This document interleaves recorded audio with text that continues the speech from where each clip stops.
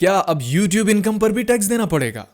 ये वो सवाल है जो हर यूट्यूबर और कंटेंट क्रिएटर को परेशान कर रहा है, क्योंकि रिसेंटली ही YouTube ने अनाउंस किया है कि उसके प्लेटफॉर्म पर अर्निंग करने वाले नॉन अमेरिकन अकाउंट होल्डर्स, यानी ऐसे कंटेंट क्रिएटर्स जो अमेरिका के अलावा दूसरे ममालिक से काम कर रहे हैं, अब उनको भी अपने कंटेंट से जनरेट होने वाले रेवेन्यू पर टैक्स पे करना होगा।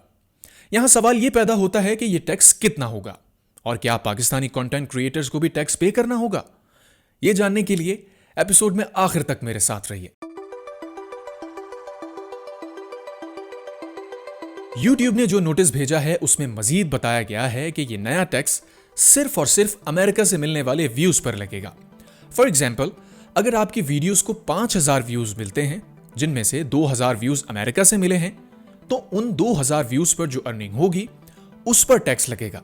साथ ही साथ YouTube ने वार्निंग भी दी है कि अगर किसी कंटेंट क्रिएटर ने 31 मई 2021 तक टैक्स फॉर्म सबमिट नहीं किया तो गूगल ऐसे कंटेंट क्रिएटर की अर्निंग्स पर ऑटोमेटिकली 24% तक टैक्स इंपोज कर देगा, क्योंकि ऐसे अकाउंट होल्डर्स को यूएस बेस्ड कंसिडर किया जाएगा। यूएस इंटरनल रेवेन्यू कोड के चैप्टर 3 के तहत टैक्स रिलेटेड इंफॉर्मेशन कलेक्ट करना, टैक्स डिडक्शन करना और इंटरनल रेवेन्यू सर्विसेज को रिपोर्ट करना गूगल की रिस्पॉन्सिबिलिटी है।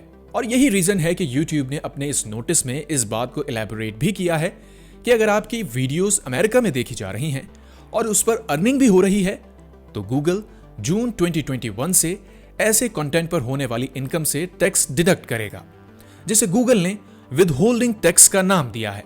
इंपॉर्टेंट बात यह है कि विदहोल्डिंग टैक्स सिर्फ उन कंटेंट क्रिएटर्स पर इंपोज होगा जो YouTube से अर्निंग कर रहे हैं।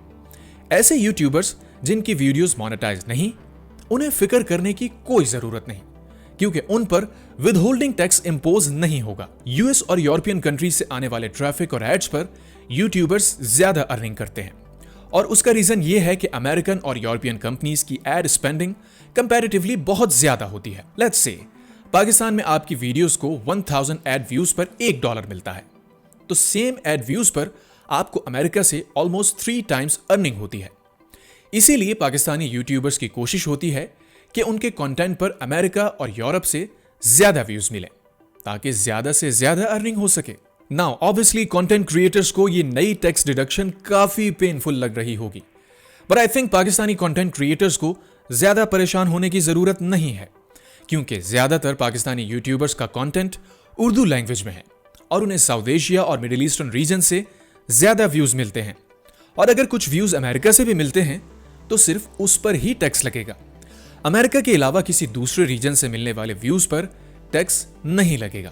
तो बताइए, YouTube के विदहोल्डिंग टैक्स से आपकी अर्निंग पर कितना इंपैक्ट आएगा? और अगर इस इशू से रिलेटेड कोई मजीद सवाल हो तो कमेंट बॉक्स को यूज करें।